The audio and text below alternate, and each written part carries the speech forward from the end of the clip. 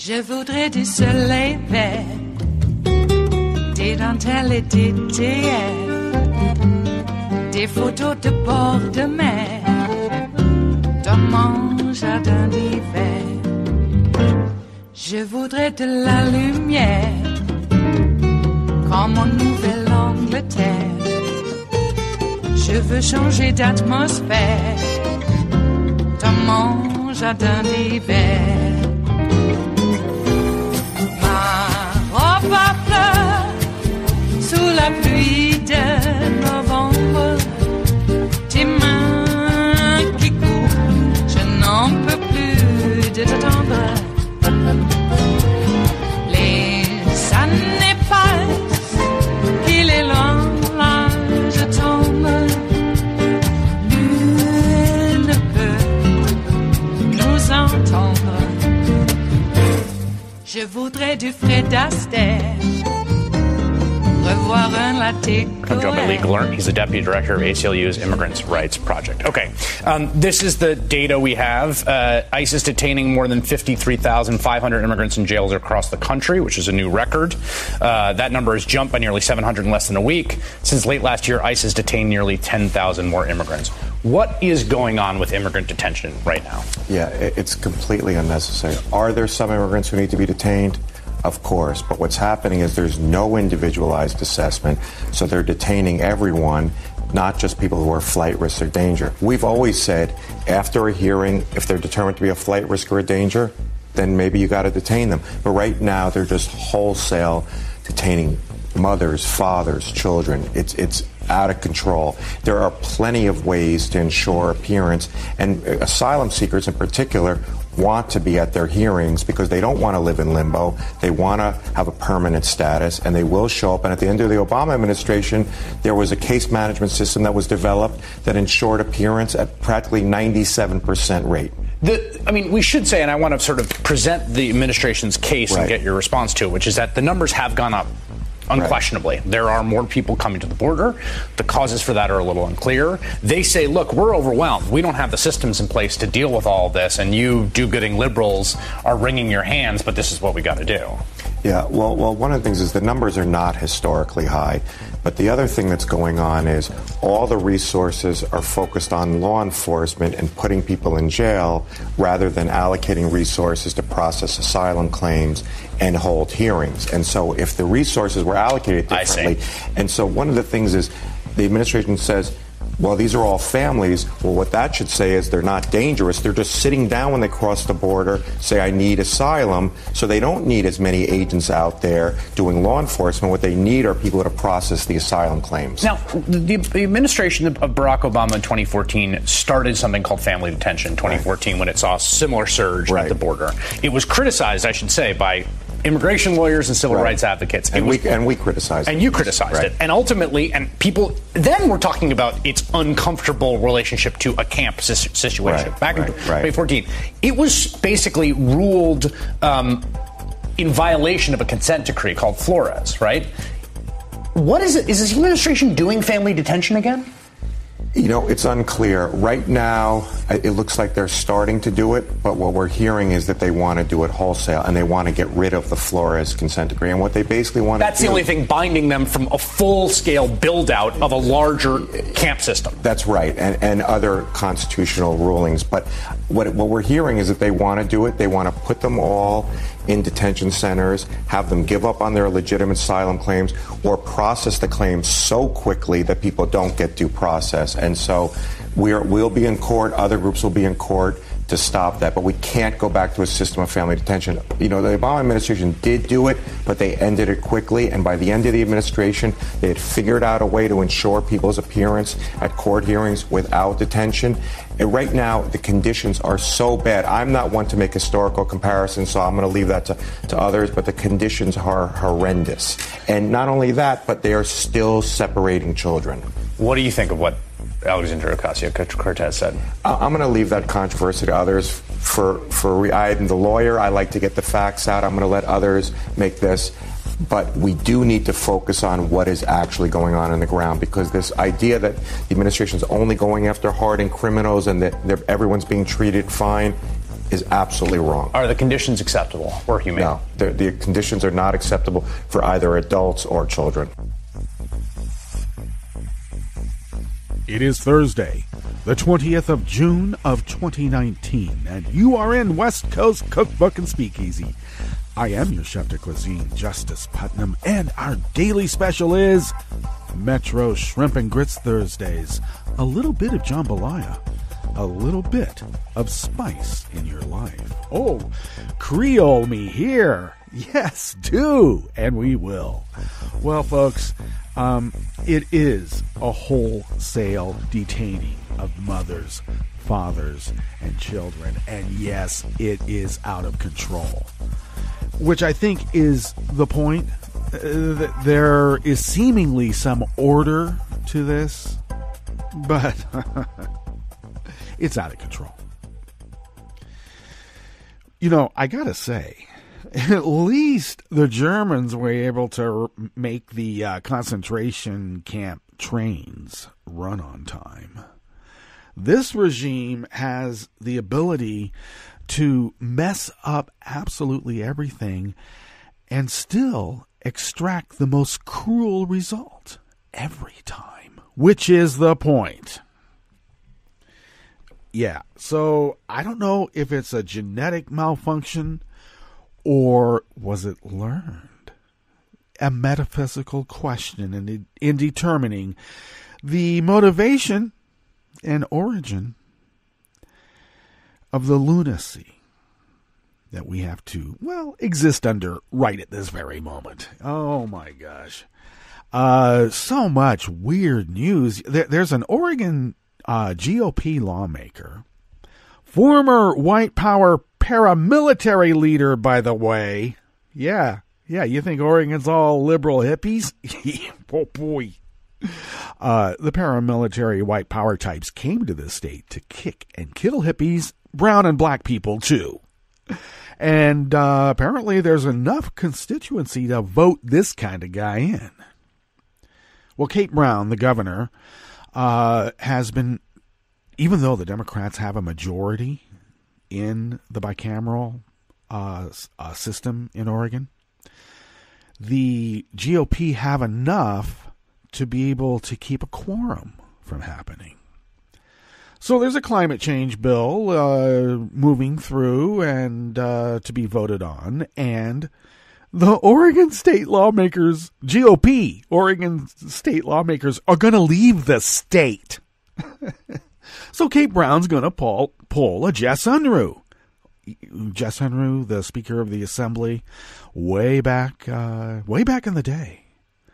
The fellow who did coin the phrase, "Money is the mother's milk of politics," who also said, "I'll take money from oil interests and the banking industry. I'll eat their dinners and I'll take their money." And he was then a little kind of misogynistic about, what he would do with their women. And then vote against him. Because that was Jess Unruh. Well, Jess Unruh faced a similar crisis back in the day when he was Speaker of the Assembly. GOP lawmakers did not want to vote on a particular bill. It escapes me what it was right now. But he called in the sergeant at arms and state troopers in California and held them, brought in cots. You sleep here until you vote. And he kept them there. Well, things are a little bit different now. You can't just use paramilitary.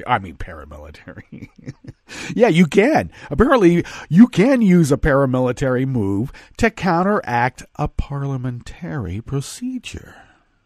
Mm-hmm. In fact, in this situation, a paramilitary move is backing up a parliamentary procedure. Quorum? We don't need no stinking quorum. But what astounds me is the extreme extent in which these fools are going to go.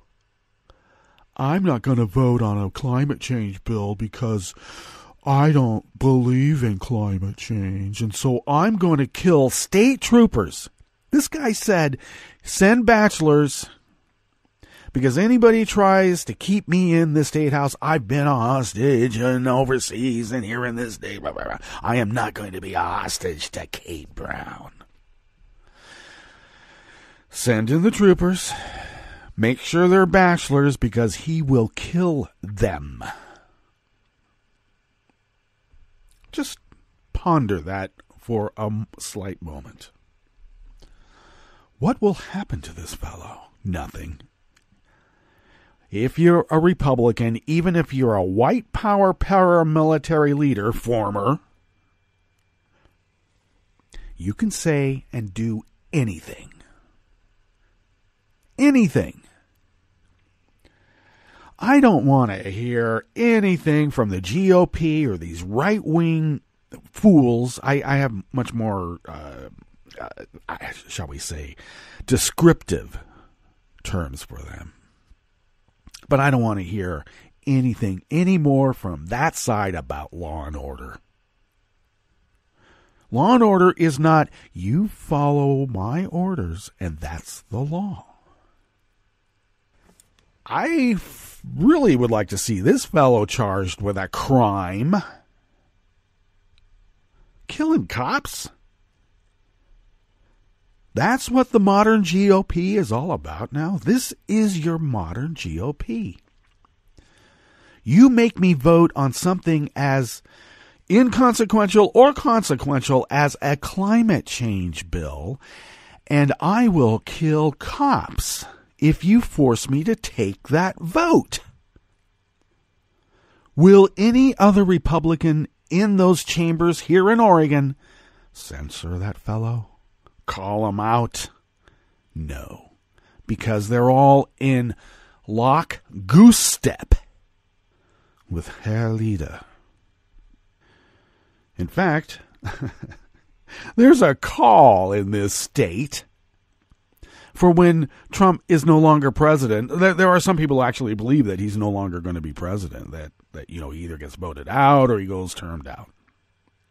And they're already drafting proposals to draft him to run for governor in Oregon.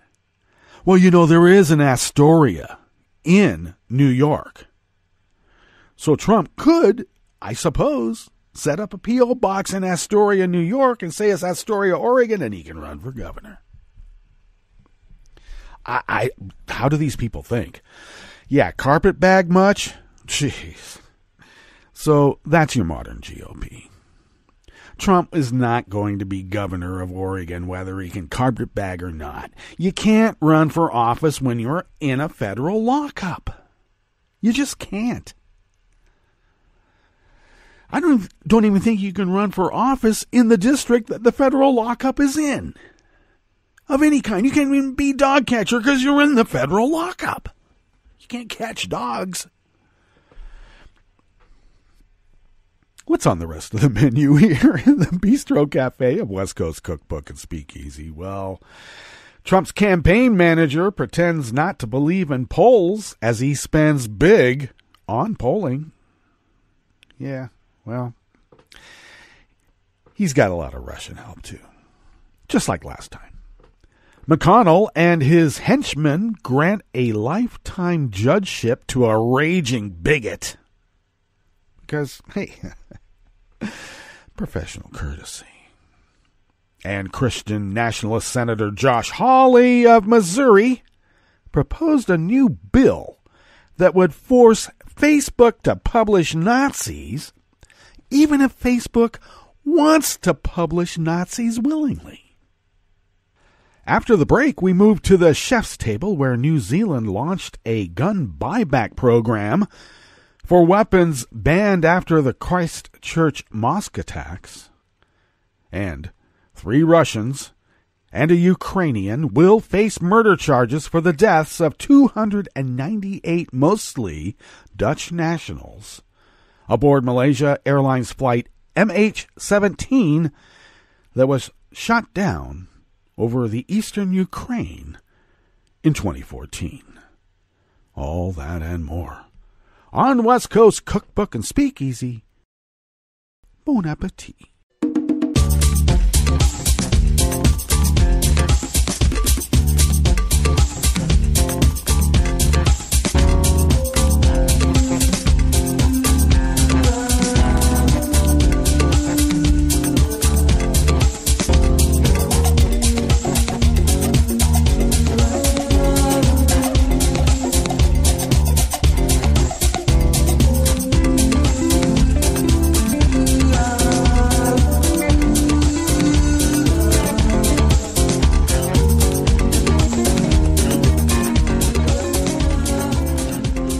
At the bottom of our homepage at netrootsradio.com, to the rightish of the page is the chat room link, monitored by Kelly Lincoln. Thank you, Kelly. To the leftish of the chat room link, at the bottom of our homepage at netrootsradio.com, you will locate the link to our Patreon site. And if you could please become a recurring Patreon of Netroots Radio, this is all kidding aside now, serious biz. That recurring contribution helps us pay the bills, accumulate funds to purchase newish machinery, which is direly needed. 8 years of continuous broadcasting, 24/7, 365. That's pretty darn continuous for 8 years.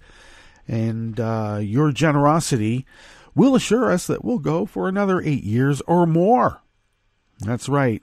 Resistance Radio is going to need to be resisting. You just know it will.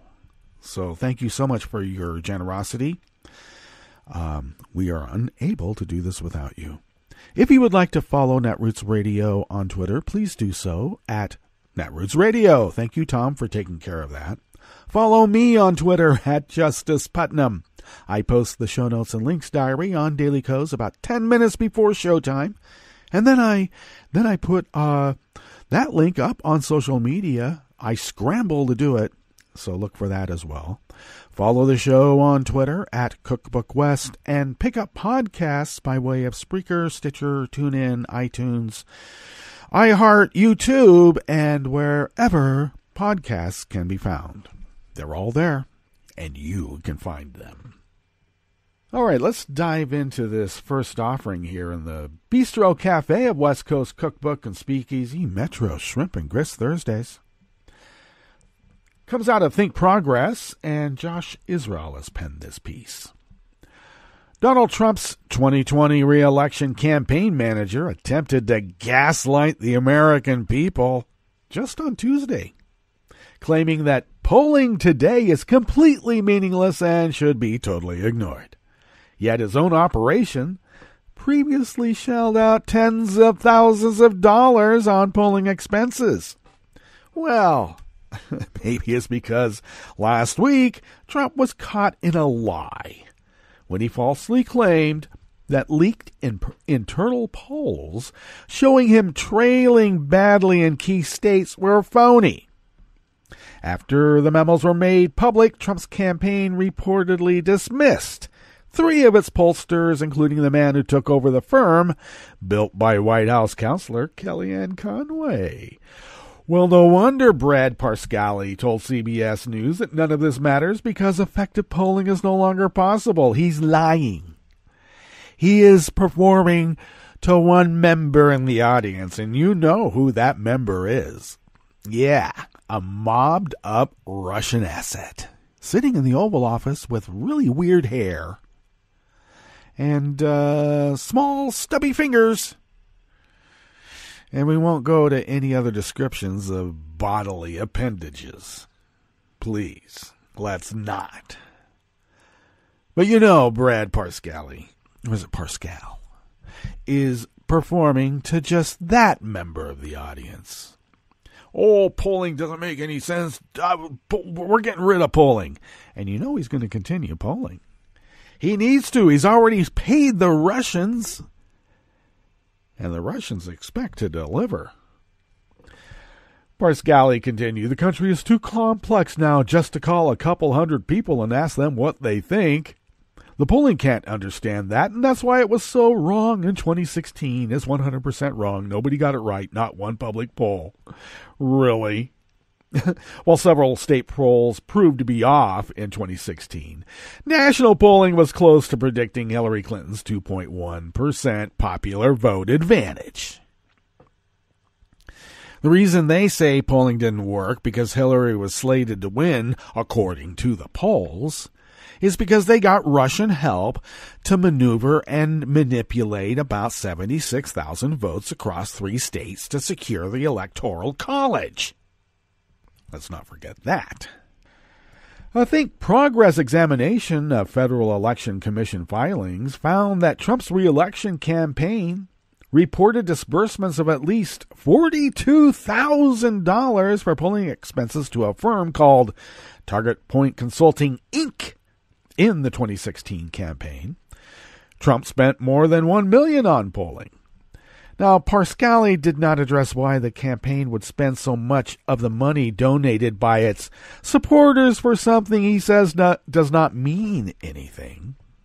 Even a cursory examination of Trump Twitter feeds reveals that he does not believe polling to be meaningless.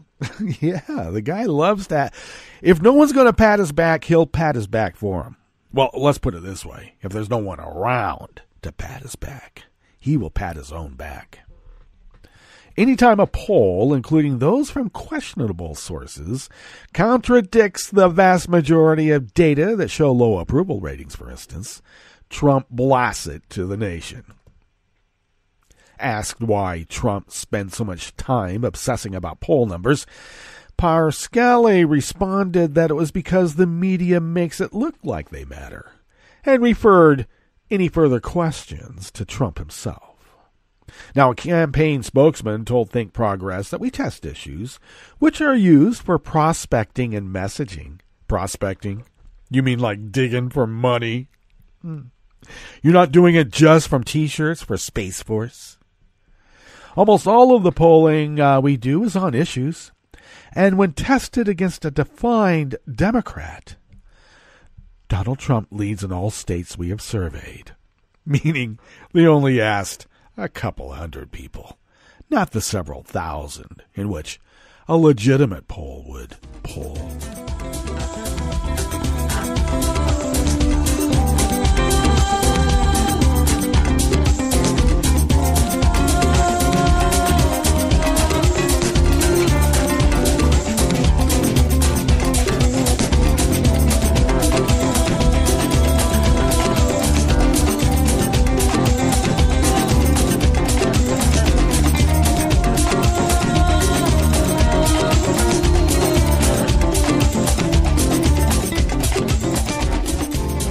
Oliver Willis of Share Blue Media brings us this next offering here in the Bistro Cafe at West Coast Cookbook and Speakeasy. Senate Republicans on Wednesday, that would be yesterday, forced through Trump's nomination of Matthew Kacsmaryk, a staunch opponent of equal rights for LGBTQ Americans and women, to sit on the U.S. District Court for the Northern District of Texas.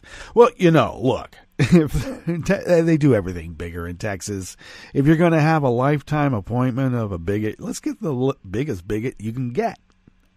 And let him bigot on the bench for a whole lifetime. The guy's pretty young, too, only in his 40s, I think. Yeah, 42. Kacsmaryk received a yes vote from all but one Republican despite his bigoted views. Every Democratic senator who voted opposed his nomination. The vote was 52 to 46 for Kacsmaryk, who at 42 receives a lifetime appointment. Kacsmaryk served as general counsel for the First Liberty Institute, which is dedicated to denying LGBTQ people equal rights. Well, why don't we have a little bit of fire with fire? Why don't we try to deny rights to anybody who can't tell you without looking up on Wikipedia who the authors of the Federalist Society were? I know there would be a lot of Democratic voters who say, I don't know who that is.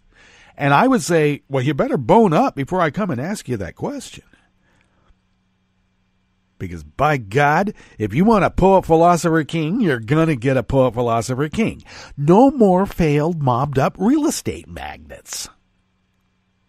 They don't have the capabilities, the background in which to be poet philosopher kings. You want arbitrary judgment? You got your guy right here. And I got to warn you, you don't want this guy right here being your poet philosopher king, no matter how enlightened or, I don't know, humble bragging I might do. You don't. So, why do we allow someone like a Kazmark to be seated on the bench for a lifetime? I would think that in time we'll find some sort of economic malfeasance, possibly. An under-the-table payment, possibly. And then we can impeach the fool. One can only hope. Now, just before I leave this, Kazmark fought against protections for LGBTQ people in employment, housing, and healthcare. He was a signatory to a 2016 letter that called being transgender delusional. And he said the Violence Against Women Act was a grave mistake. I would think that we might find something even more morally of malfeasance with this fellow. Who would vote against the Violence Against Women Act? Yes, I'm going to go there. Unless that person does not want to be caught up in the law while committing violence against women.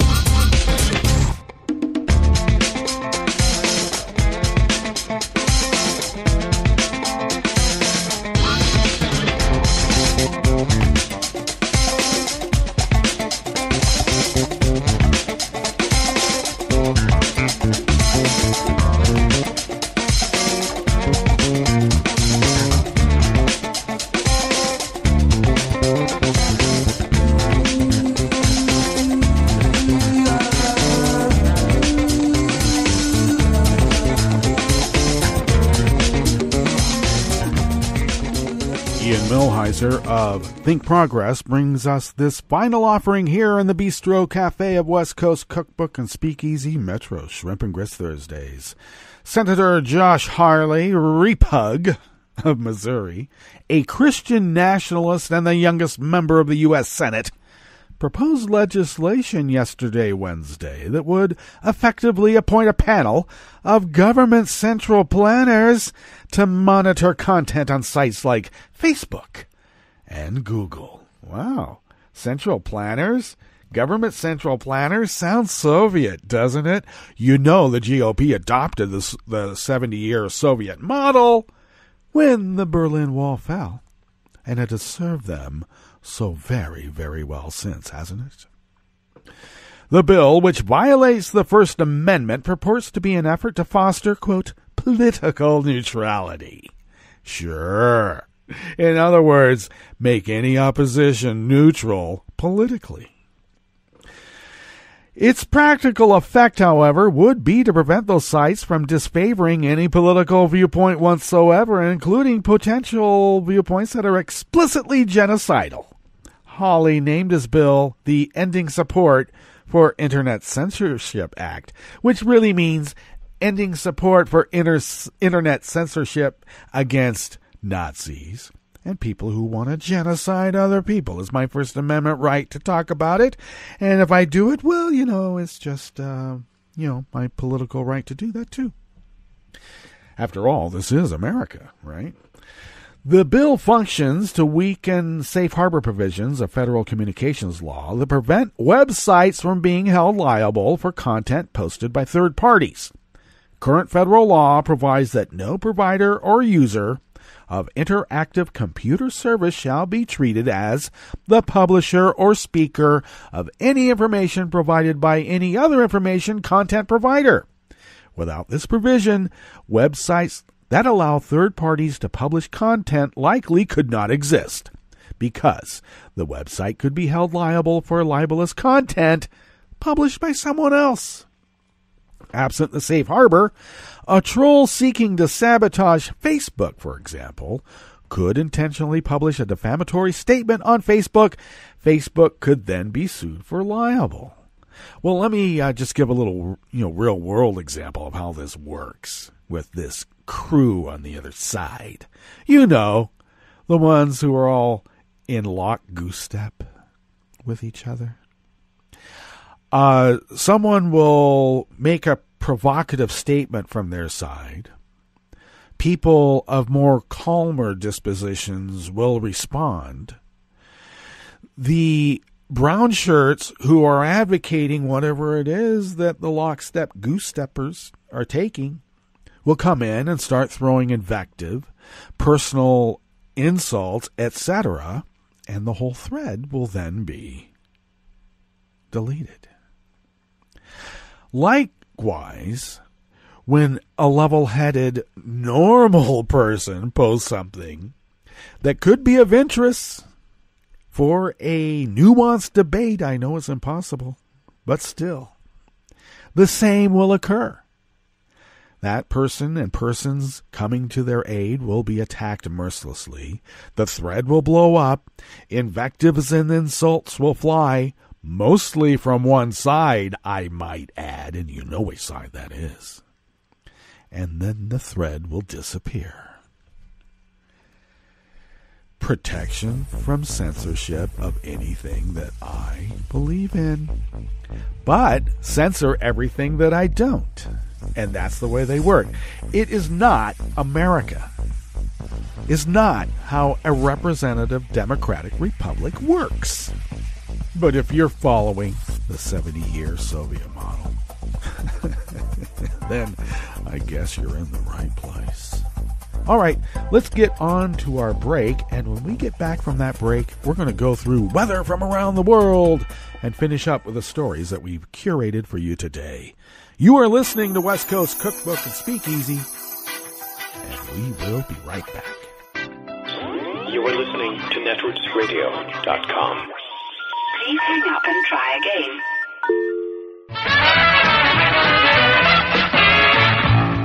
From a point at sea to the circles of your mind, a new force is at work for planetary transformation.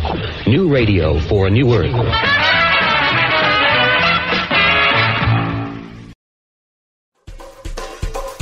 This is Scientific American's 60-Second Science. I'm Karen Hopkin. In the wild, monkeys need to keep their eyes peeled for all sorts of dangers, like leopards and eagles and snakes.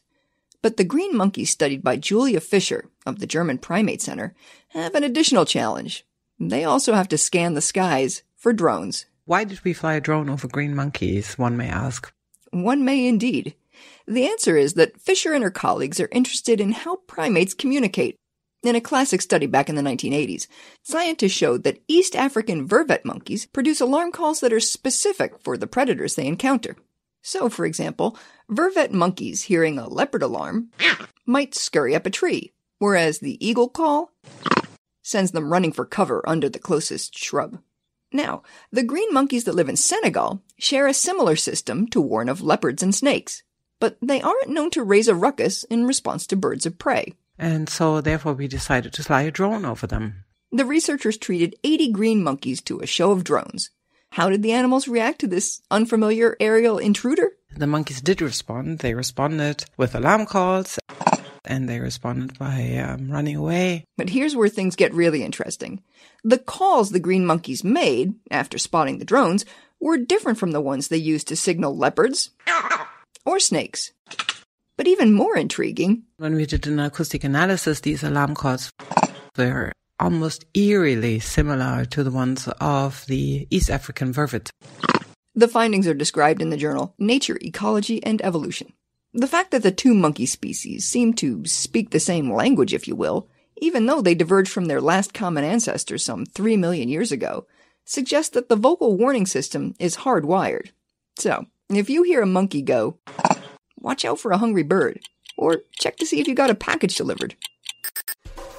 Thanks for listening. For Scientific American's 60-Second Science, I'm Karen Hopkin. 1 in 6 Americans get sick from eating contaminated food each year. Contamination caused by salmonella is especially common. It's sometimes found in poultry, eggs, ground beef, pork, and even peanut butter. To reduce your risk from this and other foodborne germs, remember to clean, separate, cook, and chill. Clean your hands with soap and water. Separate raw meat, poultry, and seafood from other foods.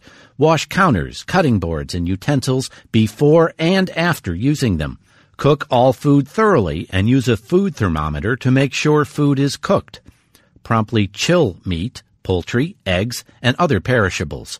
Finally, don't prepare food for others if you're sick, and be extra careful when you prepare food for children, pregnant women, the elderly, or people in poor health. To learn more about making food safer to eat, visit www.cdc.gov/vital signs. This is a message from CDC.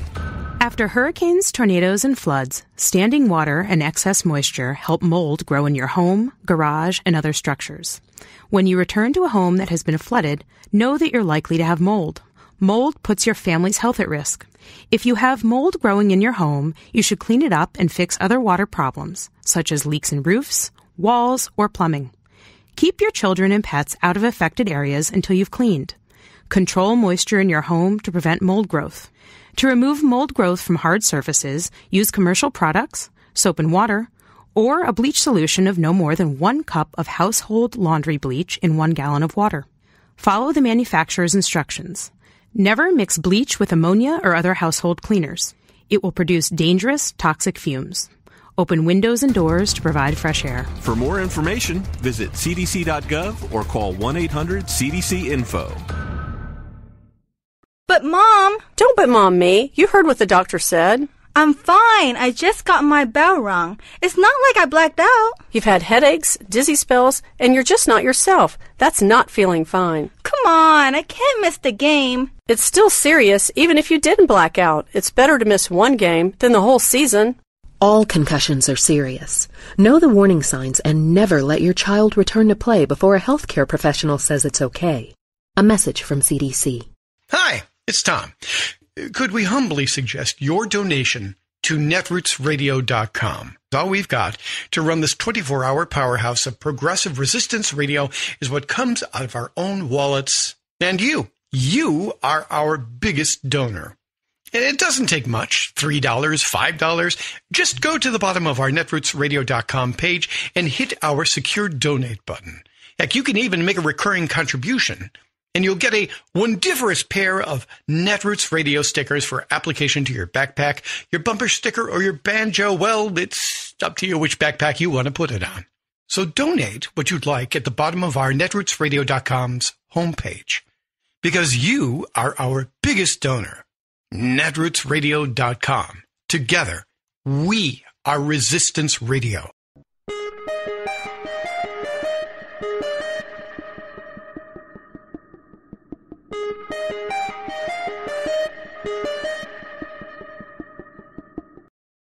If you leave a child in a car on a hot day with the windows rolled up, I'm Bill Newman, and this is the Civil Liberties Minute. You've created a situation that could be lethal and certainly poses a serious risk of injury, which, as David Fauci, the director of the ACLU's National Prison Project, points out, is exactly what we're doing to prisoners across the United States, particularly in the South, with temperatures far in excess of 100 degrees and with prisons that are usually built out of heat-retaining materials. These prisons put at serious risk inmates who are taking psychotropic drugs or meds for high blood pressure or who have asthma or who are 55 or older. As a recent report on the stultifying summer heat in prisons recently released by the East Hampton, Massachusetts-based Prison Policy Initiative says, quote, courts in Wisconsin, Arizona, and Mississippi have ruled that incarceration in extreme hot or cold temperatures violates the Eighth Amendment prohibition against cruel and unusual punishment. But these court cases have not had a national impact on air conditioning in prisons, and many prisons, even those recently built intentionally, have none. With the result that incarcerated people are being subjected to conditions that violate basic human rights, with we on the outside being responsible for closing any windows and letting medically vulnerable human beings bake. The Civil Liberties Minute is made possible by the ACLU because freedom can't protect itself. I'm Rick Smith, and this is Labor History in 2.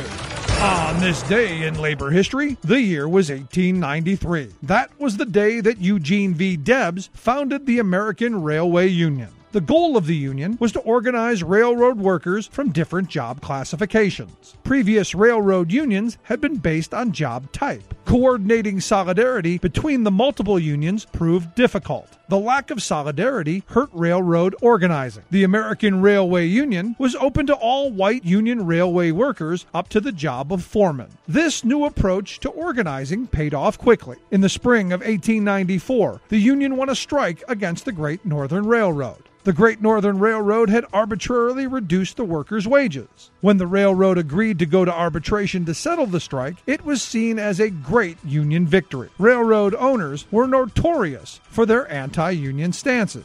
The American Railway Union had not only stood up to the railroad, they had won. In less than a year, more than 450 locals had joined the American Railway Union. Nearly 150,000 workers became members. This made Debs' organization one of the largest unions in the country. But as quickly as it rose, it also rapidly declined. The mid-1890s marked one of the greatest economic downturns in U.S. history prior to the Great Depression. In 1884, the union organized a boycott against George Pullman. Pullman was the founder of the Pullman Palace Car Company. He had slashed his workers' wages while not reducing rents in his company town. A federal judge issued an injunction barring Debs and other leaders from coordinating the boycott. President Grover Cleveland ordered federal troops to get the trains running again. During the 6 months Debs was imprisoned for supporting his members, the American Railway Union was crushed. Labor History in 2 brought to you by the Illinois Labor History Society and The Rick Smith Show. This is Solidarity News on Radio Labor. This is the Radio Labor Report recorded on Thursday, June 20th, 2019. I'm Sue Marie Ainsborough.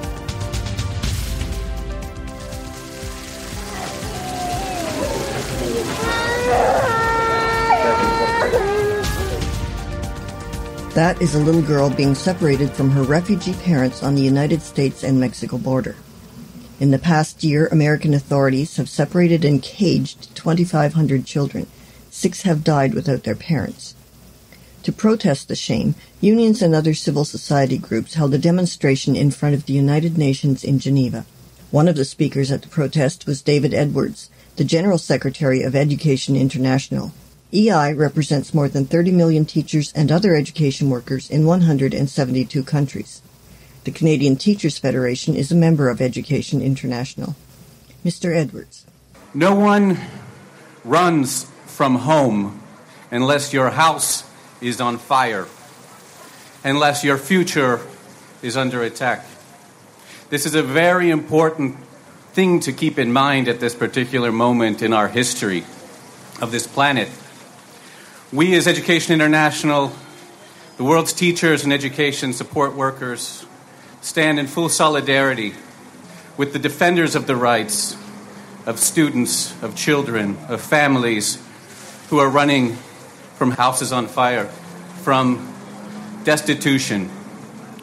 This is who we are.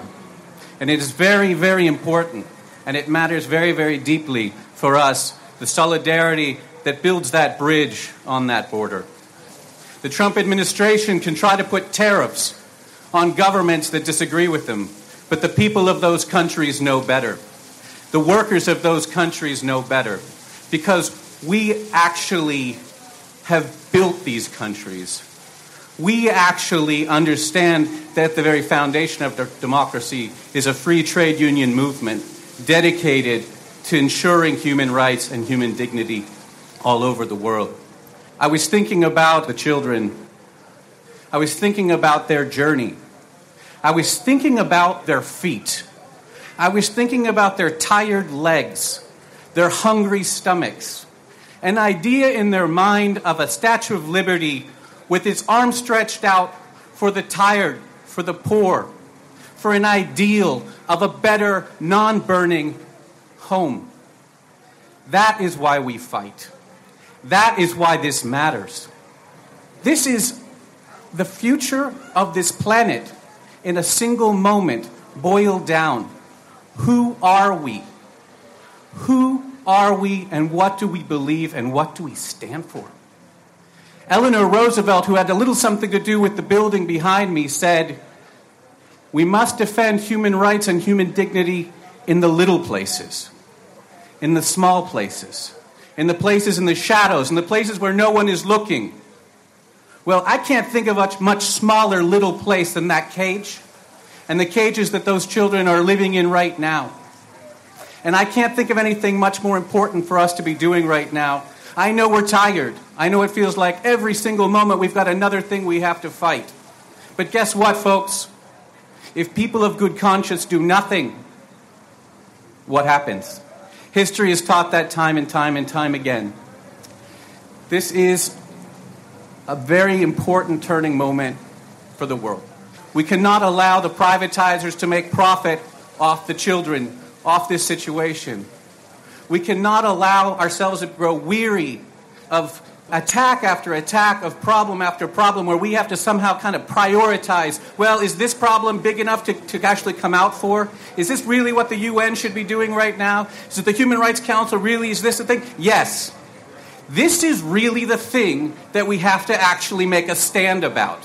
This is actually really the thing, because if the multinational community, if the global community of workers and human rights activists can't come together at this moment and say caging children and separating them from their families on the border of the United States, seeking asylum, is not important, then nothing's important. In the United States, the American Federation of Teachers has asked the UN Refugee Agency to investigate the separation and caging of children on the border. This is C. Marie Ainsborough reporting for Radio Labor. From UN headquarters in New York, I'm Luke Vargas with your World in 2 minutes. America doesn't need to sign global treaties or be a member to various UN committees in order to keep its global leadership role. That's what Kelly Craft, the current U.S. ambassador to Canada and President Trump's nominee to be the next UN ambassador, told lawmakers in her Senate confirmation hearing on Wednesday. Craft's comments follow recent U.S. decisions to exit the Iran nuclear deal, the Paris Climate Agreement, and the UN Human Rights Council in Geneva. Craft was asked by Maryland Democrat Ben Cardin whether it was wise for the U.S. to walk away from tough debates. Whether or not we are in the room with the Human Rights Council or a member is really not as important as the ability as the U.S. UN ambassador to use the Security Council as a platform to call out these countries on human rights abuses. Craft had similar views on the logic of the U.S. leaving the Paris Agreement. We don't need to be a member in order to show leadership. I think the U.S. is going to really struggle to make an impact on climate and human rights if it is not going to engage in the UN processes centering on them. Richard Gowan is the UN Director for the International Crisis Group. Craft's testimony and answers really emphasize public statements and calling out U.S. opponents, whereas actually many members of the UN respond very badly to that sort of megaphone diplomacy. And if you want to make friends and if you want to have influence in New York, a lot of the work has to be precisely behind the scenes. Gowan says one country is making waves at the UN for aggressively working to change global rules in its favor. The thing is, China is hardly leading from outside. The irony is that Kelly Craft spent a lot of her confirmation hearing talking about the need to counter China at the United Nations. But China is still in the room. Luke Vargas, the United Nations.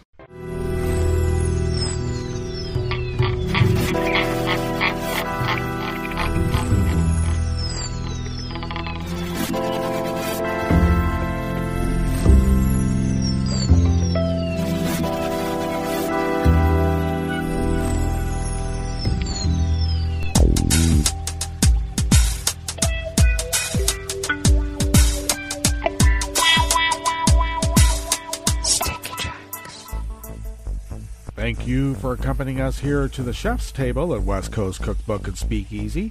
We always begin weather from around the world along the banks of the Rogue River in the Rogue River Valley of southern Oregon on the west coast of the continental United States of America, where it is currently 55 degrees Fahrenheit, a little cooler than days previous, expecting a high to top off around 76 to 78 degrees Fahrenheit.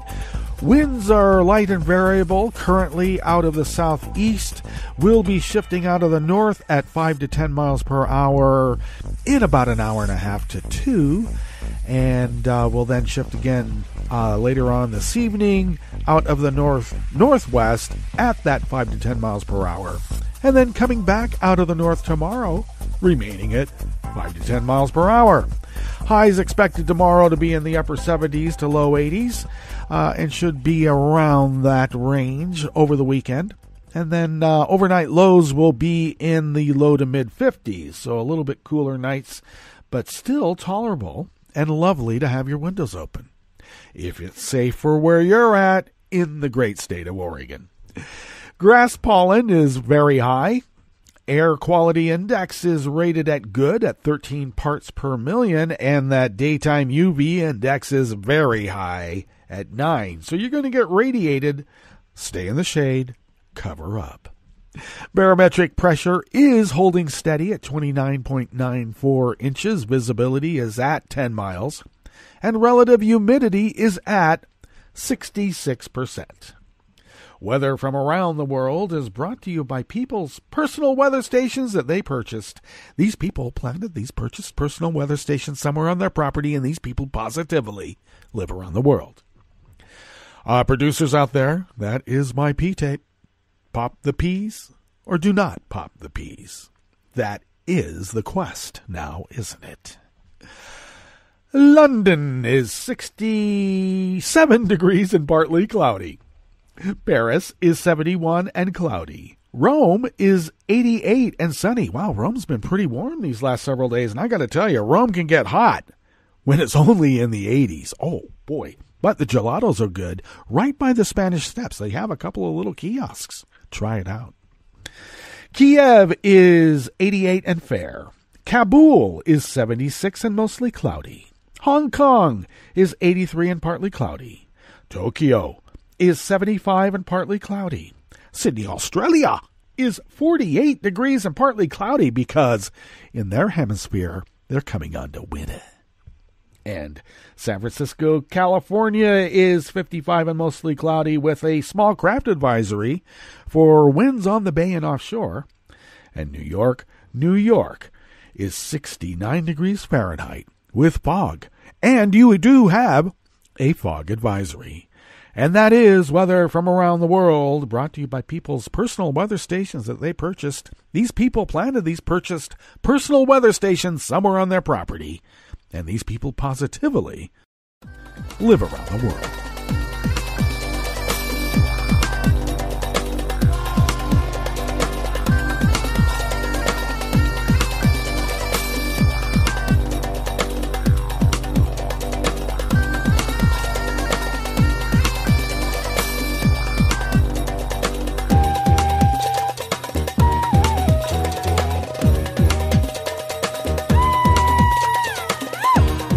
Charlotte Greenfield of Reuters brings us this first amuse-bouche here at the chef's table at West Coast Cookbook and Speakeasy.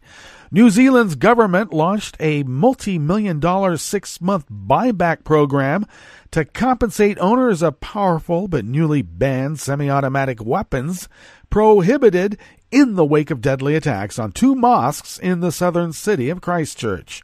Finance Minister Grant Robertson and Minister of Police Stuart Nash said in a joint statement that 208 million New Zealand, which is almost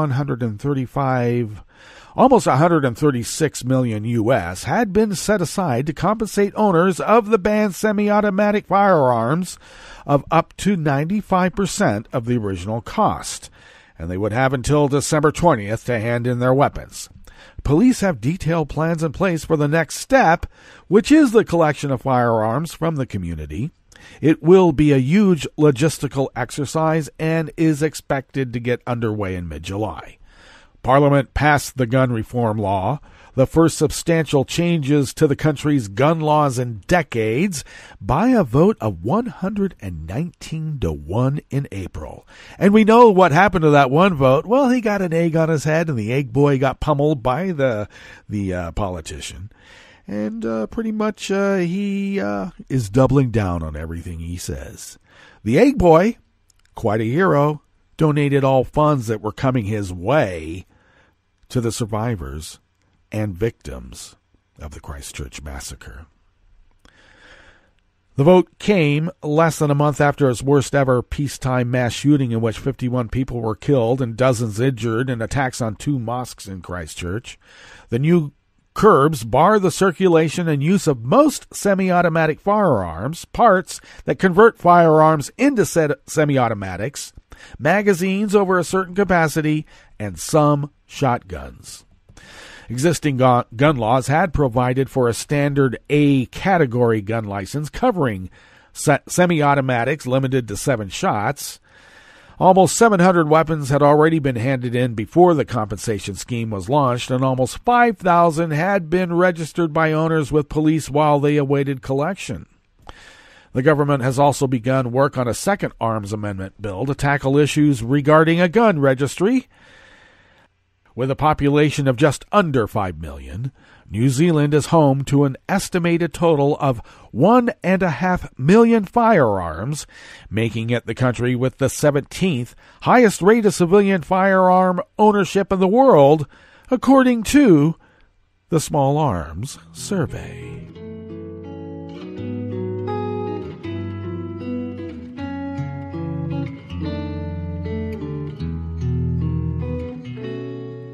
Je te donne ce mon amour pour la vie entière, la promesse de me trouver à tes genoux. Aussitôt que tu m'appelles, rester toujours fidèle, c'est tout, c'est tout. Je te donne tous mes printemps, mes étés de mer, mes automnes, quand les feuilles tombent partout. Si ce n'est pas une bonne affaire, je te donne tous mes hivers.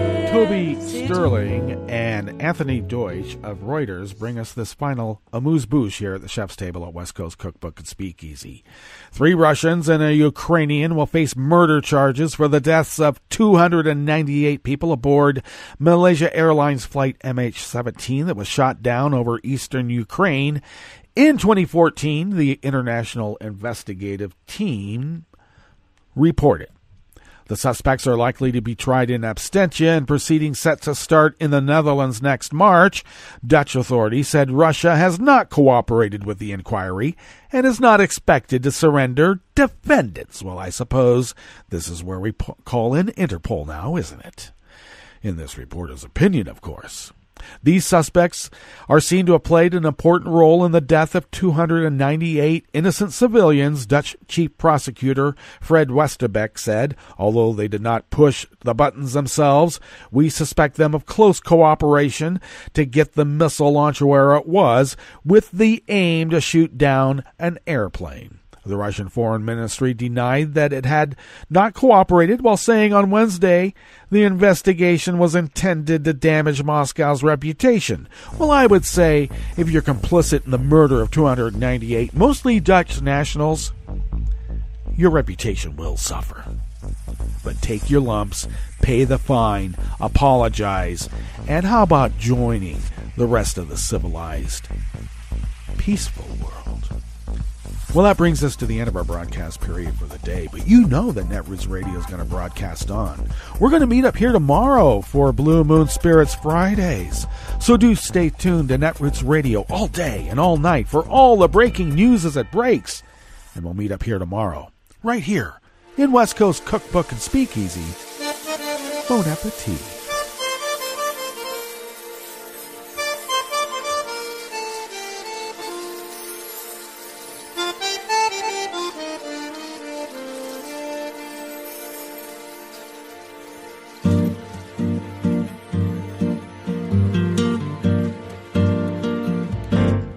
Je voudrais du soleil vert, des dentelles et des théières, des photos de bord de mer, dans mon jardin d'hiver.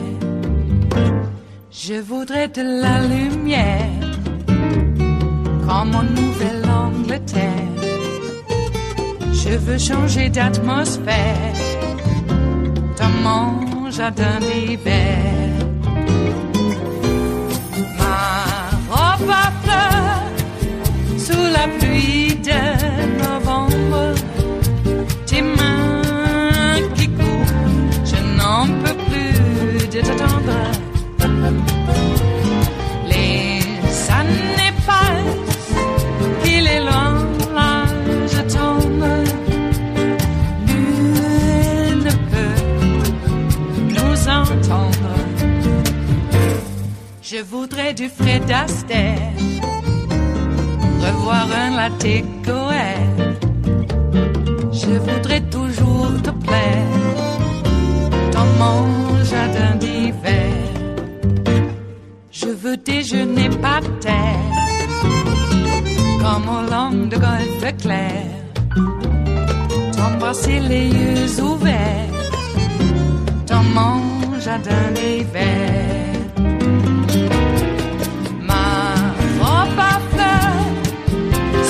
Pluie de novembre, tes mains qui courent, je n'en peux plus de t'attendre.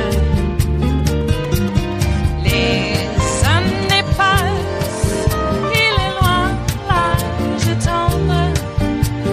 Nul ne peut nous entendre. Ba-da-da-dum-di-da-dum. Ba-da-da-dum-di-da-dum. Ba-da-da-dum-di-da-dum. Dans mon jardin d'hiver. Ba-da-da-dum-di-da-dum. Ba-da-da-dum-di-da-dum. Ba-da-da-dum-di-da-dum. Dans mon jardin d'hiver. Dans mon jardin d'hiver. Dans mon jardin d'hiver.